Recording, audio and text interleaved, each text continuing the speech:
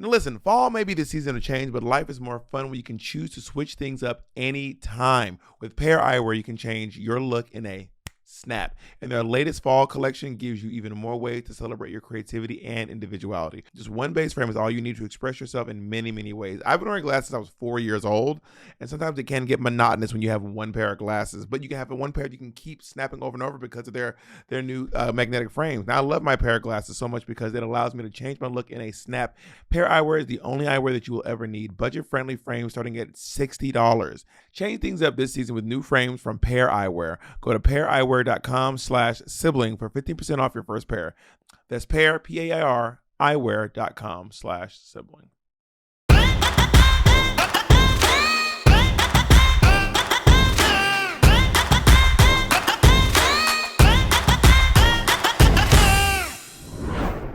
It looks like you're in like a dollhouse or like some sort of a Barbie themed kitty room. Barbie? It's not even pink. Wait, Jacob, was that us or that Ma? Jacob, was that me or was that Ma? That was Monet, but she's back now, for me at least. All right, you back, Ma? But we can start from the top. Did you hear anything I said, Ma? Yeah, and I said it's not even pink. Well, I'm colorblind, so I don't know what color it is, but it just kind of has the motif of like a kitty room. So I thought you only Are you sick? See writing. I did feel a little under the weather. Yes, I do. I'm sorry to hear that. Yeah, you sound a little sick. I'm gonna keep it a buck. You sound like you're fucking disgusted. Don't react like that, bitch. I did not say I was disgusted. And you know, if you read that, then you know, I don't know. We can maybe have that conversation separately. But I was just observing. This is you. This is you. Do your little sniffle thing. Are you sick? You know, I don't know that I did all that, but you know. Okay, roll the footage. Rewind. Play it. I think what I said was, "Are you sick?" No. And no, you went, "No. Are you sick?" That was you. That was the second one. You know, I don't think that's what happened. But what is okay? Now what's this? Your whole head's falling off. Your ear, your nose is stuffed up. Your ears. I bought one of those things where you can go into your ear with a camera. I have one of those too. You got it on TikTok. Oh, do you? Me too. Is it the B-Bird? Yeah, the B-Bird. How is your ear? My ear is actually pretty clean. Mine was very clean, but they make you feel like, because like in the little video, they make you feel like you're gonna find this fucking dirty, infested air. But mine was I clean my ear almost every other day. Well, I do often have earwax fall out of my ear because of I have a lot of earwax. Apparently, my doctor said that if you have a high testosterone, you make a lot of earwax. Apparently, that's what Dr. Naziri said. Wait, you have high testosterone? I've never had my testosterone tested, but he said that because of how much earwax I make, he thinks it might be because of high testosterone. But I never had my testosterone levels tested. No. You did like to wet your whistle a lot, so that makes sense. What does that have to do with high testosterone? Not drinking. I don't know how to ever say it. You used to like to get your dick wet pretty often. What does that have to do with having high testosterone? High testosterone also affects your sex drive. Like you want to have more sex when you have a lot of testosterone going on. Yeah, wet your whistle is a drinking thing. I know. I don't think that I like to have sex more than the average person. I think I have a high sex drive, but not like crazy. Maybe if average is 5, I'm like a 6 or a 7. So maybe more than average, but not like a 9 or a 10. I'm not like sex crazy or anything. Yeah, I didn't say that. I said you're above average, and if you have high testosterone, that makes sense. What's up with your testosterone, bitch? Where? How's your whistle? How's your dick wetness? How is your dick wet right now, bro? It's drying. It's drying out right now. Drying out. It's on its way of getting unwet. Okay, well, congratulations to that. So we are back with Sibling Advicery, which we've not done in a while because, I got to be honest with y'all. I'm just going to say this out loud and very clearly, and I hate to disappoint you, but we're not going to be reviewing London UK 5, Drag Race UK 5. No. I don't watch UK anymore. I stopped watching after Crystal Versace's season. I did not watch Danny Beard's season, and I am no shade to the UK, which I will be there. By the time y'all listen to this, I'm already in the UK. I don't want to watch. I don't want to watch UK anymore. Is that horrible? No, I have no desire to watch UK either. I don't really want to watch All Stars anymore. I'm so down. I feel that like now, right now, but the then only thing I want to watch is Drag Race. Like I want to watch. I'm excited about watching RuPaul's Drag Race, but like the last two, no, the last no 7 was great, but 6 and 8 were or 6. What are we on right now? We're on 8. We just finished 8. What did you do? 7. I did 7. Yeah. Yeah, 6 and 8 were just not it for me. Like I was so uninterested in 6 and 8.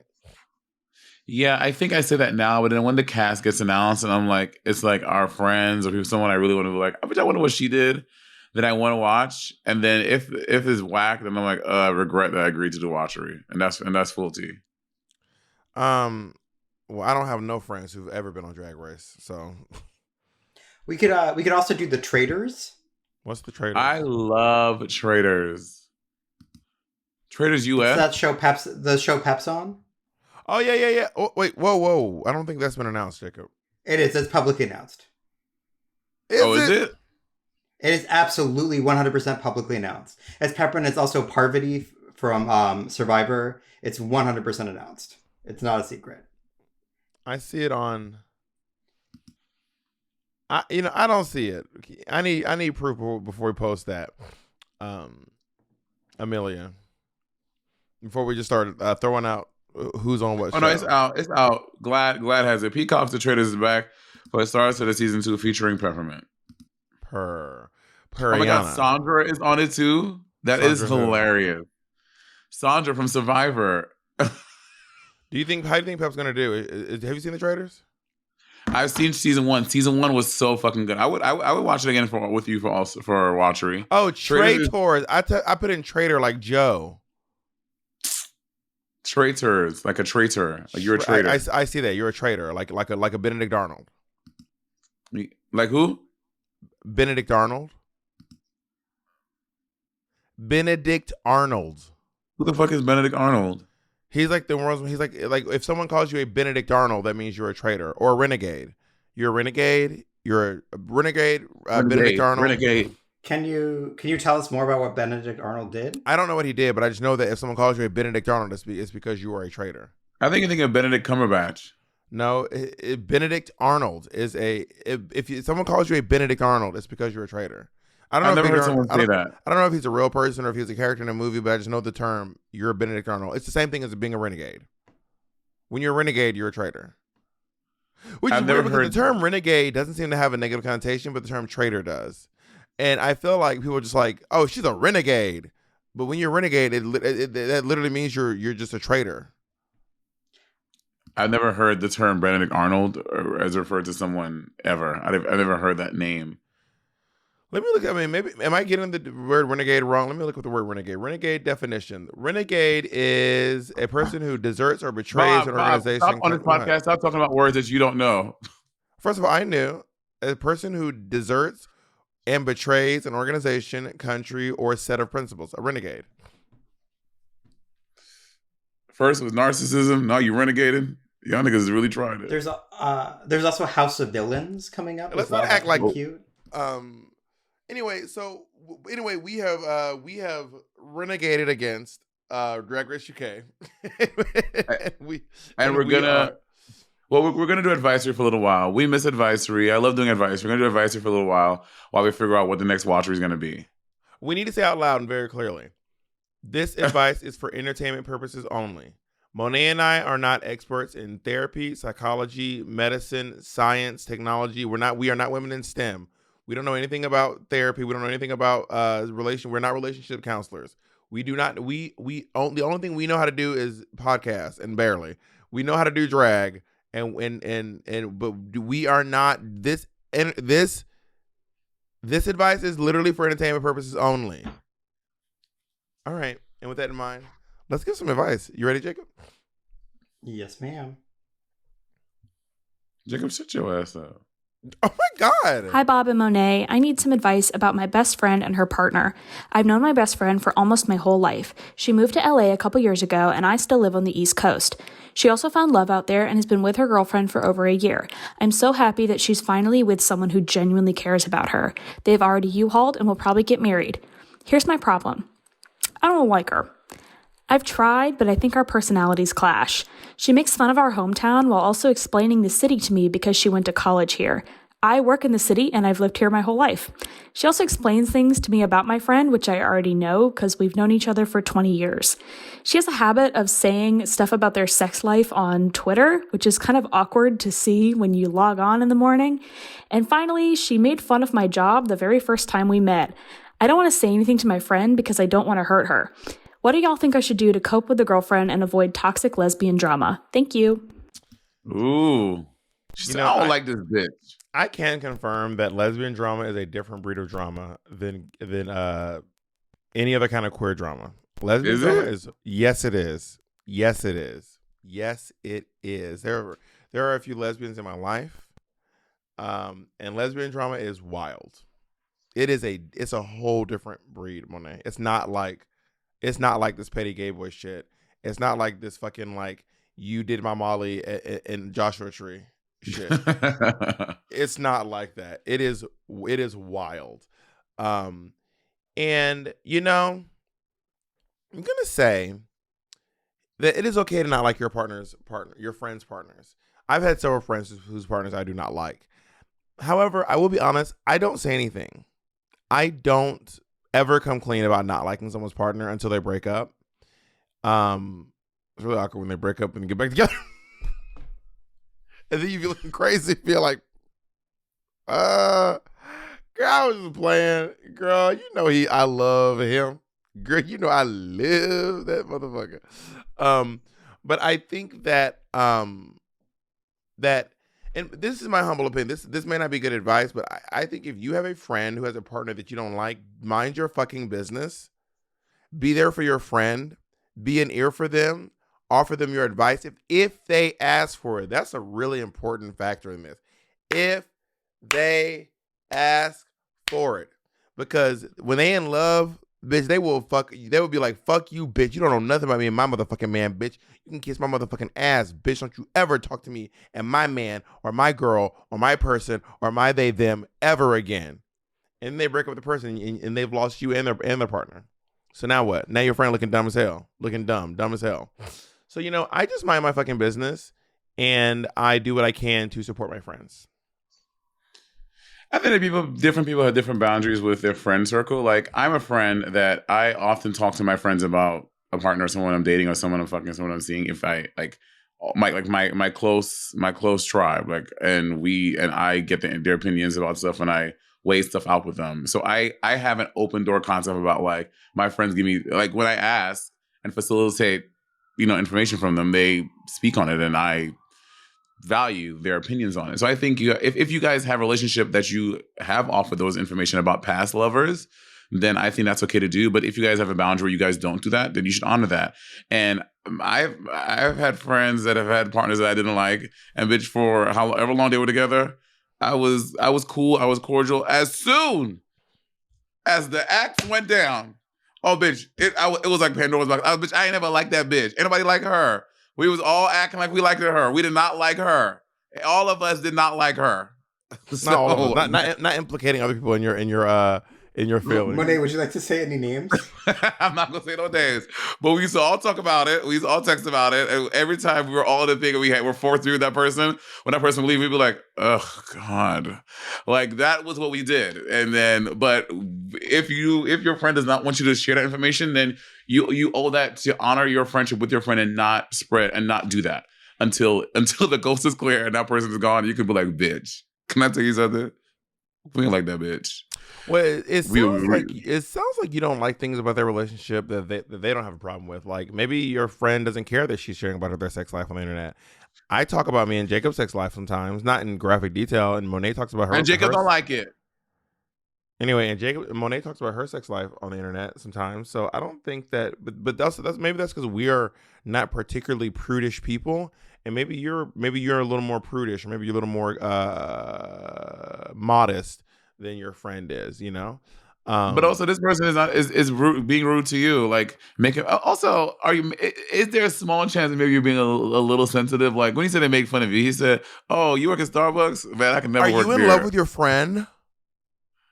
You know, like you wish it was you. Well, I don't know about all that. Oh my god, no! You wish it was you. You think so? No, I don't know. I was just playing. Oh, yeah. So, but also, but another thing you can do, if this is really bothering you and you just cannot deal, like then you distance yourself a little bit. When your friend asks you, "Hey, what's going on?" I can notice that like you don't come to the game nights anymore. When I come in town, you don't really want to hang out with us. Only meet separately. Like, what's going on? Then that gives you a gateway to be like, "Hey, this is how I feel." Or if this is your very close friend, if one of my very close friends and this was happening, like. It's also up to me to be like, hey, this is how I feel. It's really hard to hang out with you guys together because of XYZ. Like, if these are one of your best friends, you can have that conversation. If you cannot have that conversation with your best friend, then something's up. Like, that's not cool. Like, you should be able to have an open and honest dialogue with your best friend about something that's bothering you, albeit their partner. You know, let's talk more about it after this break. Okay. And we're back. Jacob, what do you have to ask us? Have either of you ever gotten into a fight with one of your friends' partners who you weren't necessarily friends with? No. Kind of, a little bit, low key, a little bit. Well, not. I've called out my friends' partners before about things, and In front of them. Yeah, in front of all of them. Yeah. Who? Say their name. Who was I there? No, you weren't there. It was Freeze. Oh, it was Freeze X. I don't even know that it was Freeze XX like 3-4 X's ago, and he was doing something really weird that I did not like. And Casey? I was like, don't. Yeah. Okay. Jesus Christ. And I was like, don't. He did something. I can't remember what it was, but I didn't like it. I thought it was really inappropriate. I was like, don't do that. And one time, I sent a strongly worded text to Alfredo's current boyfriend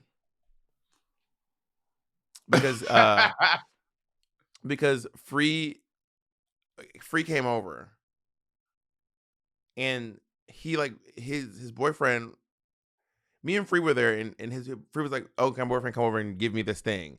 And there was like, he did my least favorite thing. Do you know what it was?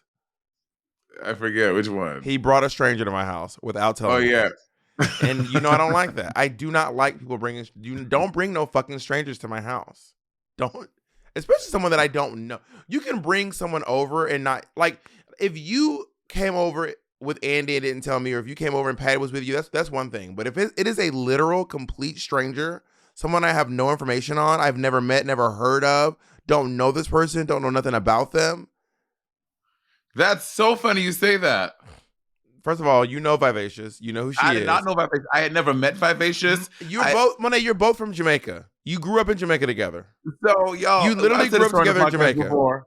This is rich coming from Bob, because when I was going on season 10 or after this, whatever it was, Bob shows up at my apartment in the Bronx with Vivacious at my front door. I open my door and it's just Bob and Vivacious. I'm like, "Mother is here, Monet." And I was like, honestly, that was an iconic who the fuck are you? That was honestly an iconic day. You knew who Vivacious you knew who Vivacious was. Not like you never knew not like you had never heard of Vivacious. Heard of her.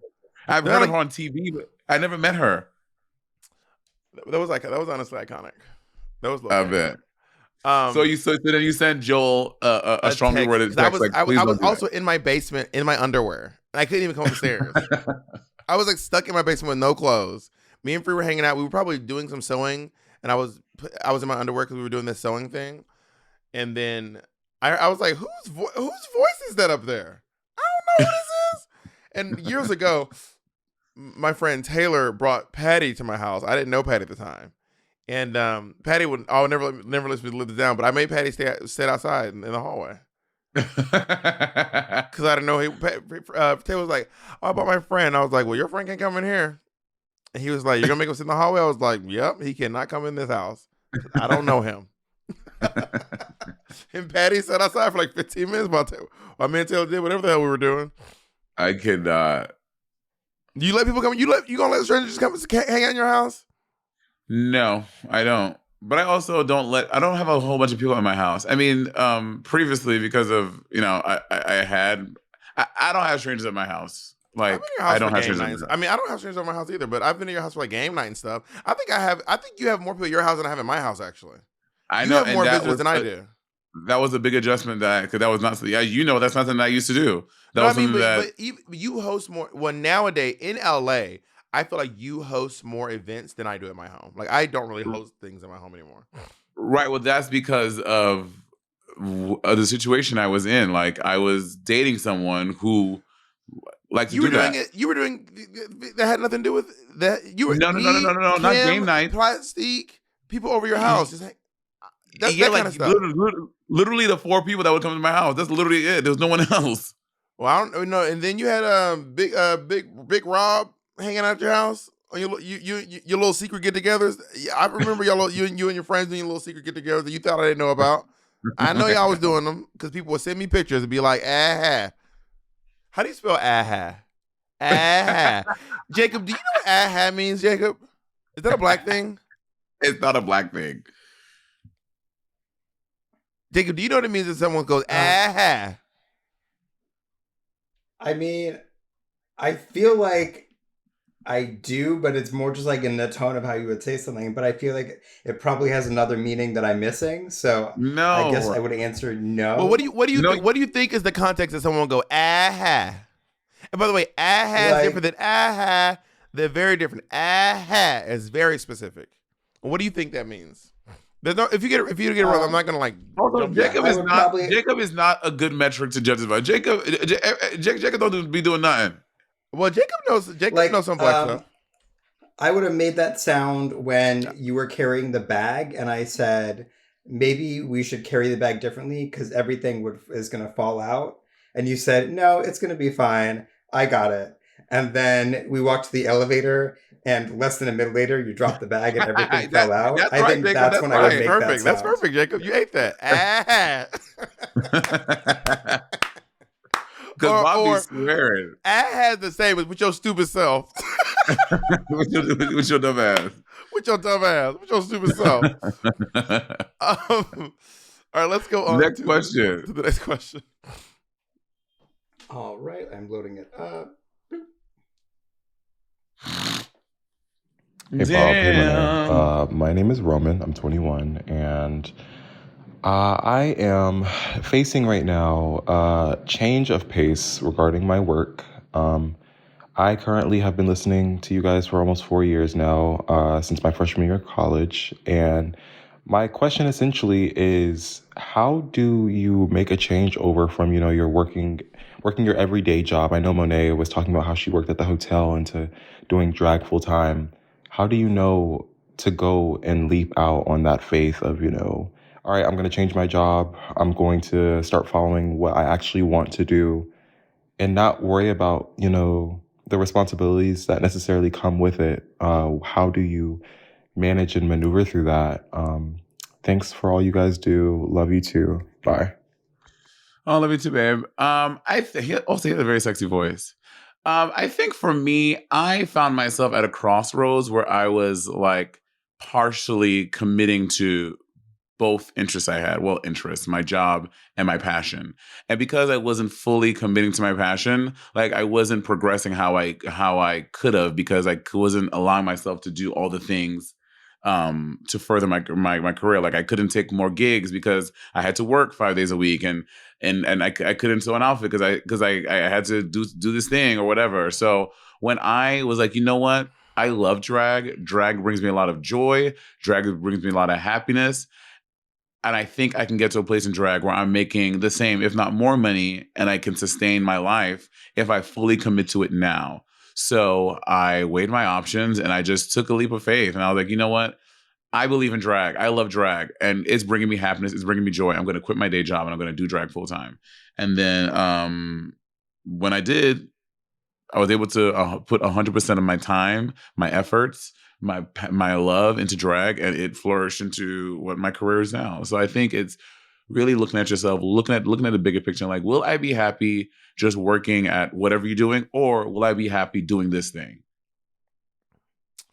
Yeah, I this is where me and Monet kind of have this is one of the most controversial things I've ever said on the podcast. I said it in the past, and the American dream is a lie, and the notion of telling someone to like quit their job and go do something, I think is actually a little bit dangerous. So I don't feel comfortable being like, girl, quit your job and go do the thing you love, because I know a lot of people who quit their jobs to do the thing they love and they went hungry. And when I say that, it's not about me believing in people. I mean, I don't know you to believe in you, Roman. You're probably you may be incredibly talented, but also sometimes, just to be clear, your success in a lot of fields, no matter what the field is, be it entertainment, be it being a lawyer, be it being an attorney, a teacher, sometimes it has so little to do with how talented you are, and practically everything to do about when you are, where you are, who you are, how you are, more than it has to do about how talented you are. So I think you have to weigh what's important to you.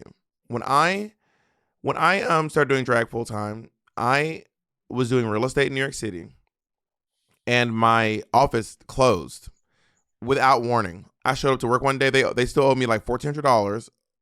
I showed up to work one day, and the office was literally closed. There was a sign on the door that was like, so sorry, this office is closed, goodbye. And that was literally the end of my real estate career.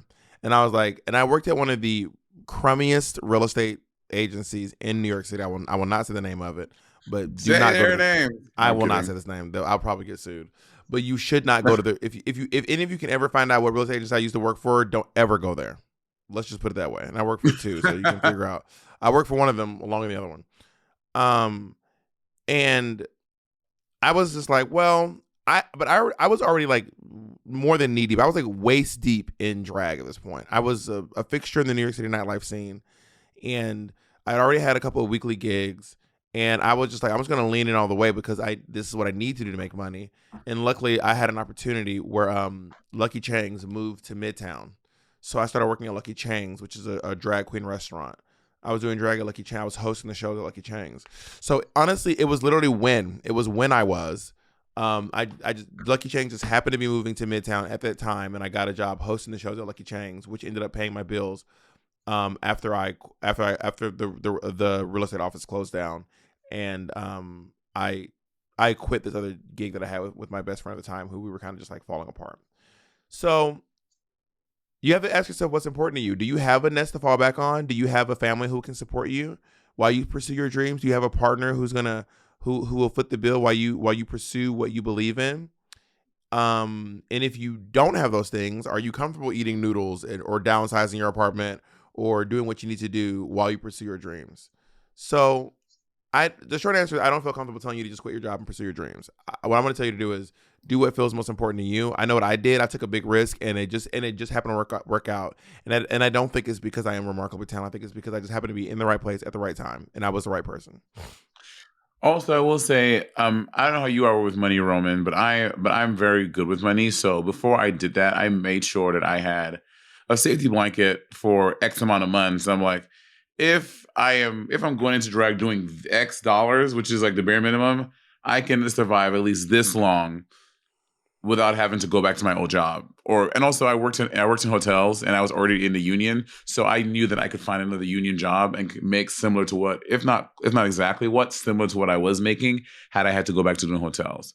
So I think you have to be we should really analyze your entire situation and not make a really rash decision, but really weigh all the options and see what's going to be best for you and how you can best survive and maintain the lifestyle and pay your bills. And because, bitch, it's October 1st. Well, it's October. Student loan payments are back in session officially. So you just have to really, really, really, really, really track your spending and see what's popping, and how you can best live your best life.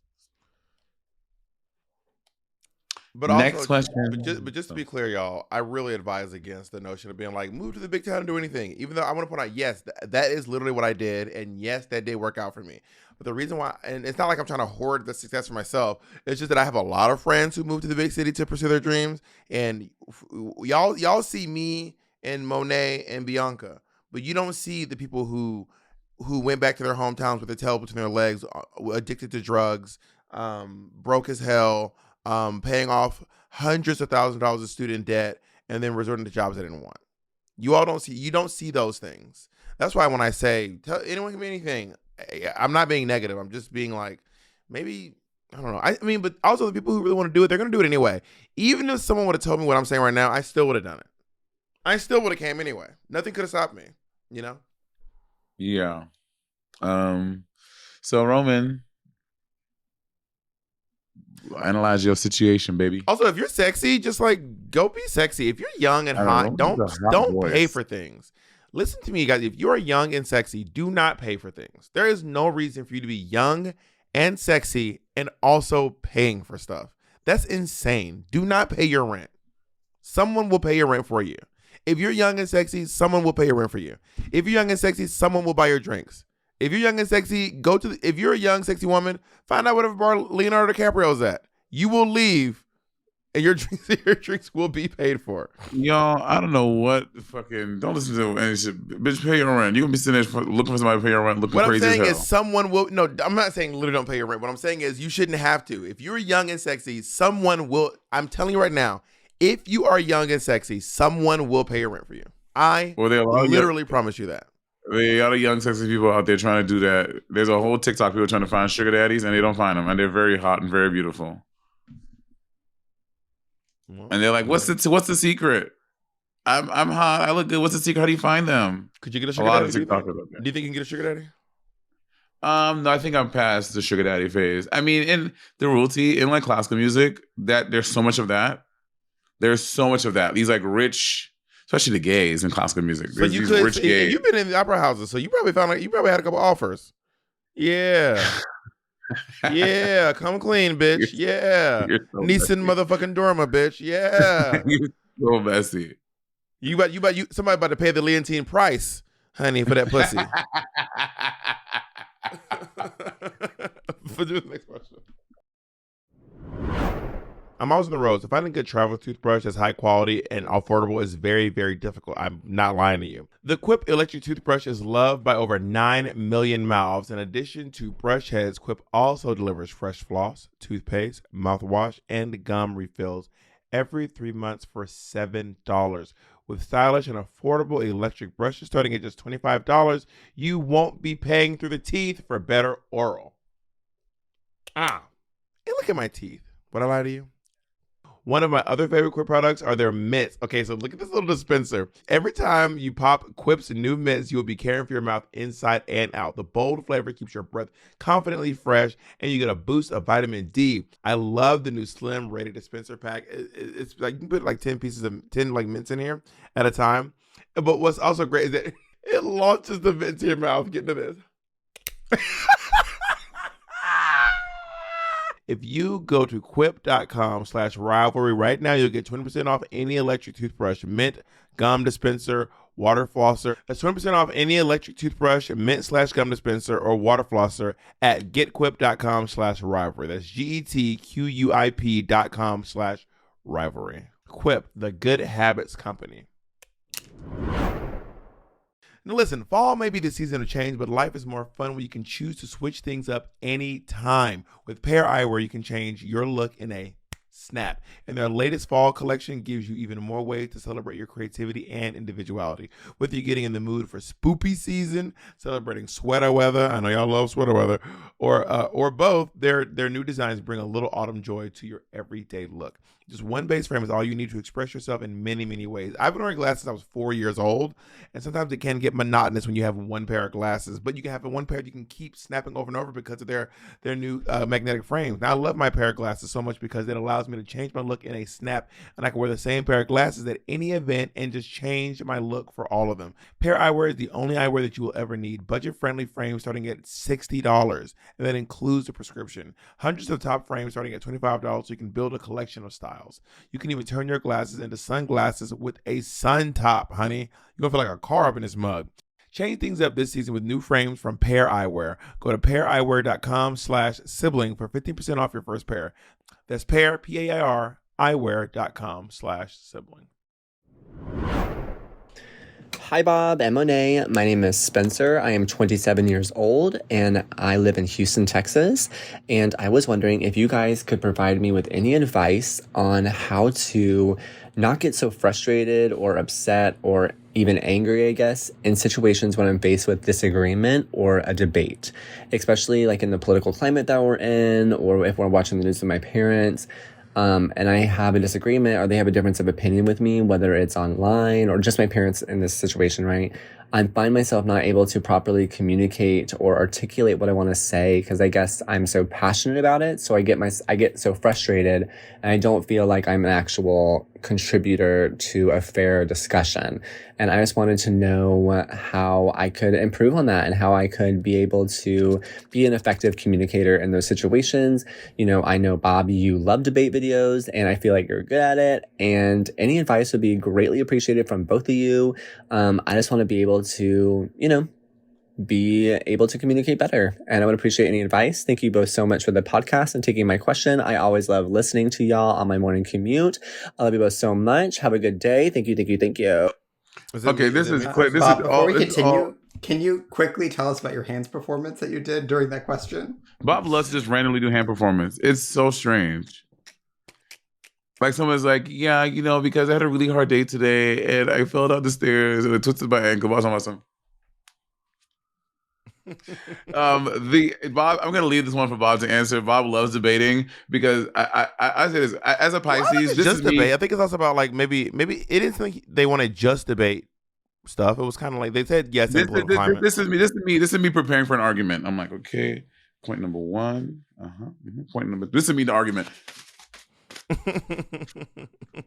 So I'll let Bob answer this one. I will say this. When you argue often, you get better at it. And that's so toxic. The more you argue, the better you are at arguing. And the better you are at not getting affected, letting things. There's this one girl on fucking TikTok who hates my guts. Her name's Avani. She hates my guts. Because a long time ago, I entered a room and she said, well, maybe Bob, what you should do is you should stick to dancing instead of trying to debate. And then I would do this thing where I would jokingly go, all right, hi guys, me Bob the drag queen, world famous dancer and choreographer. I wanted to say out loud, so I just kept I'm really good at a very toxic thing called meeting you where you're at. I will get in the gutter with you. I need to be honest about that. I'm not saying this is a good thing, but I am being honest about it. I will get if you're in the gutter, I will join you. We will both be covered in mud to the point where we are indistinguishable from each other and you can't tell who's who. You know what I mean? That is what I will do with someone that I do not like in an argument. So, and now Avani, whenever she sees me, she does weird stuff. Like Avani's kind of like a big girl, but she's like, Bob, you're so fat, get on a tread. And I'm like, Her name is Avani. Her name's Avani, Miss Avani. She's this like how do you spell Avani? Avani. She's this like conservative trans girl on TikTok who like argues against trans people, like nonstop. Oh wow, just 43 million followers. I think you're talking about someone different. You're looking at the wrong person. Avani. Wait, you see 43 million on TikTok? Yeah, Avani. Avani. Avani. This is not the same person, baby. This is not Avani. Oh, okay. This is. All right, bitch, I don't know your friend. This is someone. No, this is someone different. That's not that Avani. I do not know this woman. I don't know her. That's someone different. She's like a small time TikToker who has like billions and billions of accounts. But also the reason why a lot of times when I get in these debate rooms and people are like trying to dunk on me or call me like they're like, you don't even know if you're a man or a woman. You don't know anything about yourself. Or if I'm talking like some fucking Kevin Samuels-esque guy about, and I end up talking about like I often find myself in these rooms where like, should men have to pay child support if the girl ended the relationship? Which I'm like, I can't even believe this is who women have to choose from. This is so upsetting that this is the dating pool. I'm like screaming right now. I know. And in those scenarios, what I realized is what they're saying is so far-fetched, and it really has practically nothing to do with me. Even though they're talking about me and they're saying words about me, I realize that it actually doesn't have anything to do with me. You know, it's more of a deflection to talk about whatever it is they want to talk about, or whatever grievances they want to get off their chest against Black people or queer people or trans people or women or even communities I'm not even a part of. Like, you know what I mean? Like women, but they're using me as a conduit to get their anger out on this group of people. You know what I mean? So once you realize that whether people think you've done your business and it really has nothing to do with you, I think you'll probably find that you can be a little bit more level-headed. I don't really lose my temper very often. Monet's known me for over 10 years. I think she's seen me yell at one person one time, and we have spent a lot of time around each other.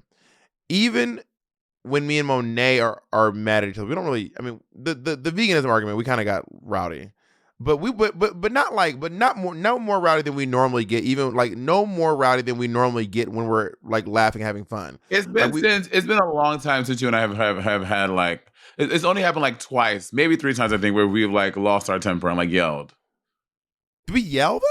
I don't think in the veganism argument we were even yelling. I mean, we were yelling. The one at your house. I think we were already talking loud because of how goofy and silly it was, and then because we were already talking loud. Sometimes Monet and I do this thing where it doesn't happen often, but like we can't tell when the joke has stopped and the real thing has started, and then we're already yelling. So we're already yelling because of the goofy thing. But like when me and Monet got into an argument about the thing at her house when I walked. No one was yelling. I didn't yell at anyone. We didn't yell there. No. And when it was the Jay So Cincy, we didn't yell then either. That was all through text. That was text. But I think that the veganism thing, we were just already yelling because of how goofy we get, and then we realized. Have you ever had any other situation where you're joking with someone and then you didn't realize that it stopped being a joke, and then now you're arguing for real? I hate when that happens. It feels so. You're like, especially if you're the second one to find out. If you find out it's not a joke anymore after the other person realized it's not a joke, you'll be like, whoa, wait. That's how your friend got punched. My friend?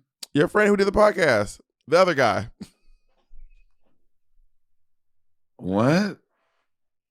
I don't know what you're talking about. I don't remember got punched. You remember my mom called Trinity the other guy? Oh. Someone said Trinity, the other guy, tuck. Because apparently when I heard that story go back, I was like, some people were like, oh, they didn't realize it wasn't a joke anymore. Yeah, that's what I heard. That's what I had heard too. But anyway, but also, you know, I told y'all, there's very little that can convince me to get loud with someone in person. Because I just watch too much internet stuff, and people are crazy. People are insane. I just saw a video of this YouTube prankster who's like going up to people and like making noise. It's not like his prank is that he comes up to you and he's like, hey, or something like that. And this guy, he's like 6'4", this gigantic man comes up to you. He's larger than I am, and I am a large person. He's like waving this camera, and this guy said, please stop. And the guy did it again. He goes, stop. And then the guy went to go do it again, and he pulls out a fucking blicky. And it fucking, honey, sound like somebody put a pair of boots in the dryer, honey. He shot him. And yeah, that shit is wild. And the jury, honestly, by the way, the jury, do you know the jury was so mad at the fucking guy? They were like, the YouTuber, they didn't even get him on the shot, on the shooting him. You know what they charged him with? Firing a gun in an enclosed space. Yeah. Mm-hmm. The jury was like, fuck that YouTuber. Honey, it's right. Fuck and then that YouTuber. People in the comments like, yeah, just someone pranking is not grounds to shoot them. No, it was self-defense. He was in his space. He asked him to stop multiple times, and he didn't know what he was going to do. He didn't know what he was going to do next. Someone standing around is not grounds to come up and start harassing them on the street. This crazy. Man was literally just standing there minding his own business. I saw a video of these protesters in fucking somewhere in Texas, some protesters, and like one of them came up to the protest and just started popping. Like, I'm not like, I used to do a lot of this back in my day especially in my activism days. I was doing some dangerous stuff in my activism days that I would not do today. Like yelling at people in their faces, strangers on the street. When you're young, you Dangerous. just think you think you're invincible, girl. When you're young, you do stuff like that because you don't realize your mortality as a kid. You really don't. I wasn't a kid, but as a younger person, you're right. Yes, I was in my 20s, and I was. Do you believe that thing where people are like, "You're just a"? Oh my god! Now that's literally only doing 3 questions. We'll get to more. Do you believe that thing where folks are like, "You're like"? Do you believe when I make a conscious effort to not call anyone over 18 a kid or boy or I mean I'm gonna say girls and like girls or dated a boy, but like I try to make sure that I don't go to like colleges and say you kids. Like whenever I go to college and do a talk or do a show, I make it a concerted effort to not call them kids. Oh yeah, I don't call them kids. I try to do that with women too. Like I think it's so ingrained to call like women girls, and I try my best to really say women because they're women, they're not girls. Women. Hey girls, no. Hey ladies. I think we can say ladies. All right, ladies. Yeah, but I do call drag queens girls. That I do. I do call drag queens. Yeah, girls. I do. I do that too. Drag queens, I do. No matter whether they are women or men or non-binary, I do call drag queens girls. But like just mere mortals out in the street, yeah, I try to call them ladies. Muggles. Yeah, muggles. I call them ladies or women, and men I call them men, young men. Guys. I say guys sometimes. Sometimes I say guys. Guys and Dolls. Have you ever seen the musical Guys and Dolls? No, but do you know that Titus Burgess is in Moulin Rouge now? Is he really? What role is he playing? He's playing Moulin Rouge. Zidler. The MC. Who? Zidler? He's like the MC. I don't know who that is. Harry Zidler? He's like the guy who runs he runs the Rouge. Work. I saw with JoJo in it. You know, I saw Moulin Rouge, and I cannot in good faith say that it was a good musical.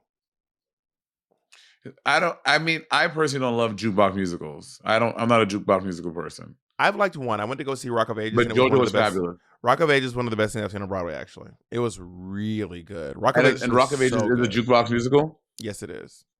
It's all 80s JoJo rock was music. fabulous. JoJo was amazing, but I wouldn't say like Mulan. But jukebox musicals, by and large, are not my fave. But I've never seen Rock of Ages. Maybe that's a good one. What music is it? Rock of Ages is 80s rock music. Hit me with your best shot. Really? Why don't you hit me with your that? best shot? It was a really good show. It was very, very funny, very camp. Interesting. Let's go on to our next question. Next question. Hi, Bob and Monet and Jacob. My name is Carly, and I'm a fashion designer. Wait, pause it. Pause that motherfucking track. Pause the track. Don't y'all ever keep my wife's name. Okay, sorry. Play it, Jacob.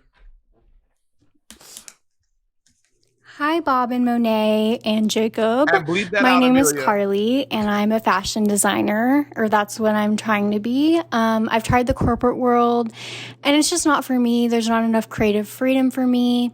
And I've been thinking it would be so amazing to design for drag queens. I also live in the Bible Belt, so I'm thinking to really expand my career to the furthest, it would probably be best to move. And so I was wondering, you both having lived in both New York and LA, with your experience with the designers, where do you think would be best for me as a designer, as a hopeful designer, to relocate to design for queens? Okay, first of all, thank you. Love you all. Love we're the not pod. hiring, so stop. Okay, I will say this. There is never a shortage of drag queen designers. Okay, we always need designers. A few reasons why.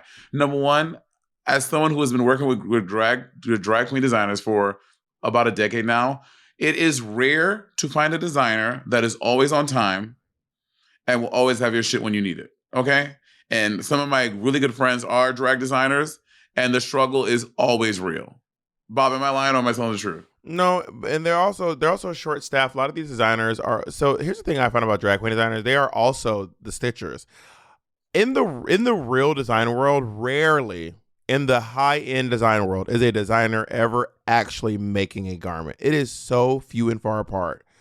And you know, I can name 3 designers who are at the level that me and Monet work at, who have like studios and employees. Diego, Domino, Marco, and 4. Diego, Domino, Marco, and Pirietta. Black and White Stripe.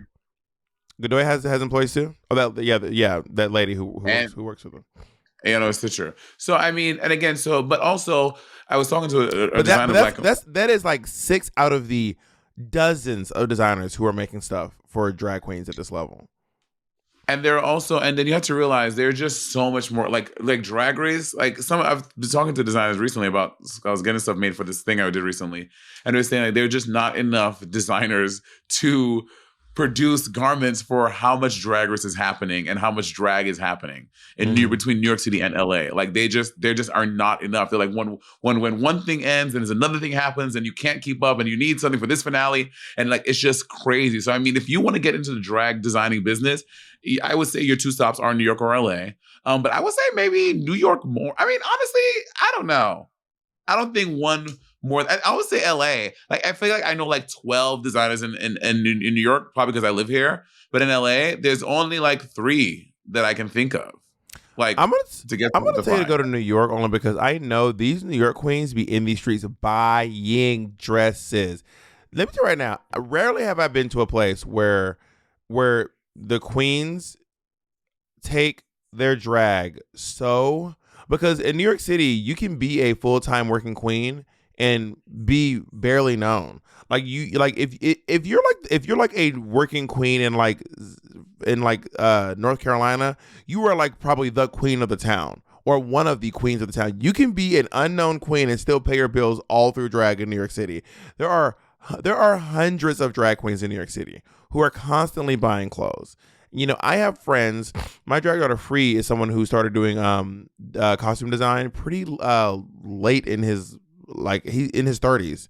You know, like in his mid 30s, and it gets so busy he has to close his books. Like it gets that busy. So I'm gonna say New York City because these New York City queens don't be fucking around when it comes to buying garments, honey. Even me and Monet was buying garments before we started doing from designers before we were on Drag Race. And also, I will say, listen, if your shit is good, just drop your Instagram, girl. Let me see. If your stuff is good, I'll buy stuff from you. Drop it to Monet. Send it to me. I will buy stuff from you. Do not DM me. If your stuff is of good quality and it's something that I would wear, I would absolutely wear it. Oh, I'm gonna send you a picture, Bob, of the outfit that I wore for the thing. It came out. It looks so good. Imagine if I was serious. You know, he's dead serious, y'all. He's trying to put on because he feel bad. Bob was dead serious. First of all, I put on a lot of designers, honey. I put them on, honey. On, honey. And I'm wearing all Bomo Beauty, honey. And it's going on the Bomo Beauty Instagram, honey. We did a photo shoot today, honey. I did the high school yearbook trend. Oh God. Let me see yours. I don't know. As a woman or man? As a woman. I don't know who this girl is. Yeah, is this what I would look like in high school? Is this me as a high schooler? Is there an app that does it? What's the app? Can you send it to the group chat so we can put it up on the screen? You want me to send the pictures to the chat? The app is called Epic EPIK. Epic EPIK. I'm gonna do it. Like, who is this woman? Who is this high school girl? Oh my God, Elias ate that. Right? Elias is so talented. I'm telling you right now, that's another one. Oh my God. I was Elias's first commission ever. This third one with you in this white, I cannot. Also, is the hair in the ponytail? I can't tell. What's happened? Is the hood? I think the AI fucked it up. Yeah. But does it even look like well, the one in the cardigan sweater really looks like me. It does. Like, these are so funny to me. Do you have any, does this look like any women in your family? Like any of your cousins or aunts? Not really. I mean, this low key looks like it could be what Nevaeh, my niece, is going to look like. Maybe. Do you see that, Jacob? Yeah, I can see a little bit of that. And maybe my mom when she was younger. I got to get a picture of my mom in high school. Let me text my mom, ask her to send me a picture of her in high school.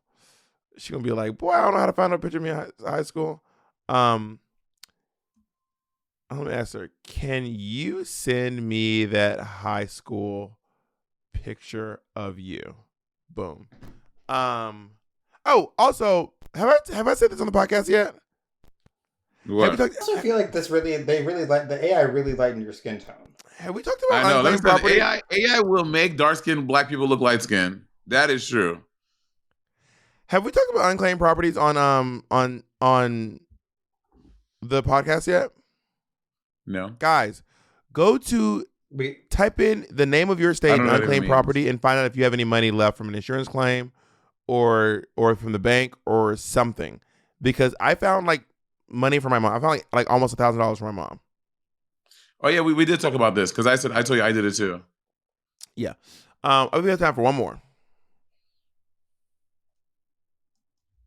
Right here sorry, it's loading. Still loading. Does this look like me at all to y'all? Hi, Bob and Monet. My name's Sam from Seattle. So my question is basically, what's like a good whore outfit for a guy? Like, if there's a guy at the shop that's really cute that I want to like flirt with, maybe like showcase that I'm like open to like maybe sucking some dick. What would be like a good like outfit for that occasion? Because like me and my girlfriends were talking and we were thinking like their whore outfits would be different than my whore outfits, and I need some suggestions. What do you think? A whore outfit? Yeah, to let people know that you fucking. I don't know that. What is there clothes you wear to scroll through Monet's Instagram to signal that? Oh yeah, scroll through Monet's Instagram. Those are the outfits you should be wearing. Okay, first of all, that's naked or that's at the beach. Like if you're at the CVS, what is an outfit you can wear to show I want to suck your dick? Like what? I don't wear what you're wearing to the beach. I don't dress like that at the beach. That's because you're conservative. I'm not conservative. Stop saying that. You are conservative in your dress. I am modest. I'm not conservative. Please I stop. thought you're conservative. Please stop telling the internet that I am conservative. I would like for you to stop saying that out loud. Are you at the beach here? Yes. Thick icon shorts. That's a great way to tell somebody you fucking. So, I want to say this. First of all, hoochie daddy shorts are a great way to go. I'm talking the top third of your thigh. It should not go below the top third of your thigh. Also, what I find really attractive in like when guys wear or mask presenting AMAP people or even if they're not AFAB people, mask presenting people, crop tops. A crop top is like. But that's not sure that you want to fuck though. I don't. It's not about. It's saying I'm a little slutty. The outfit is like I'm a little bit of a whore and I'm a little slutty. I'm not saying everyone who dresses is slutty and is a whore, but this style of dress, in my opinion, signals I'm a little bit of a hoe. In my humble opinion. I think that the best way if you're trying to do that, I think that you need to use some nonverbal signals or some gestures.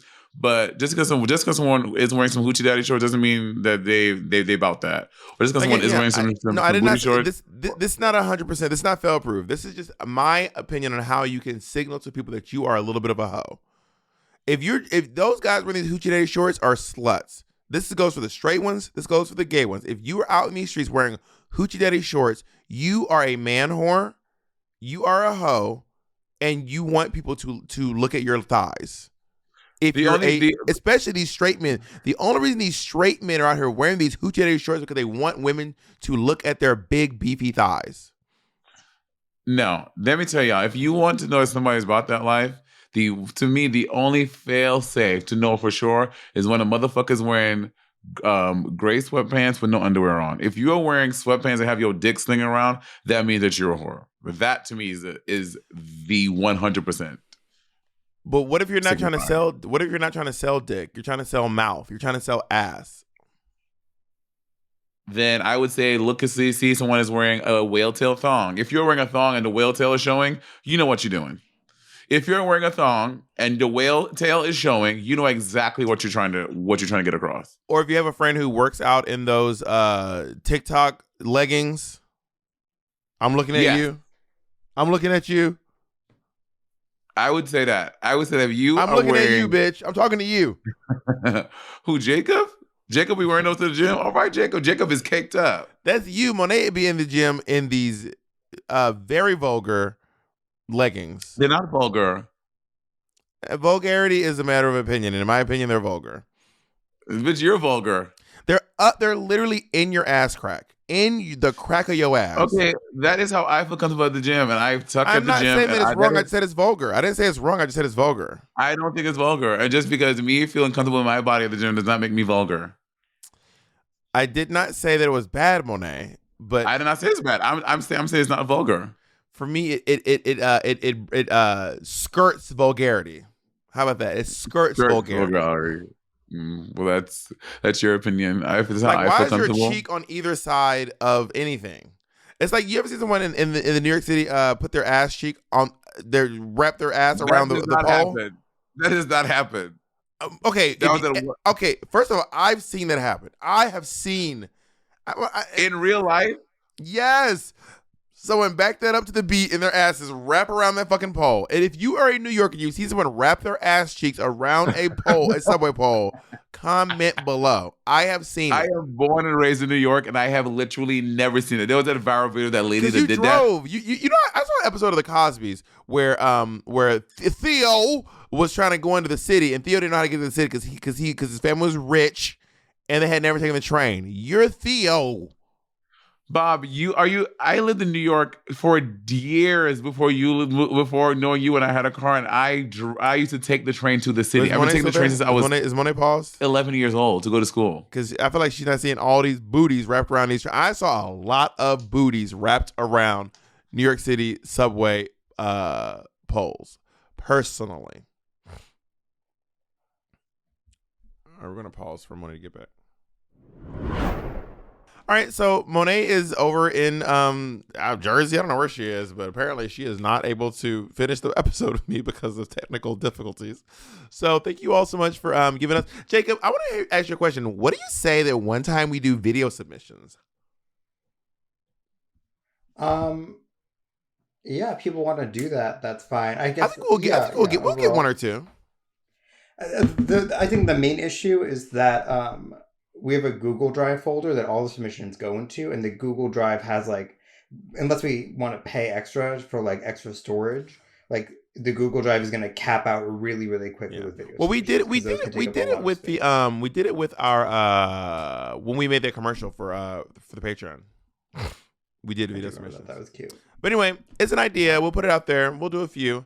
And thank you all for joining us. We'll see you soon.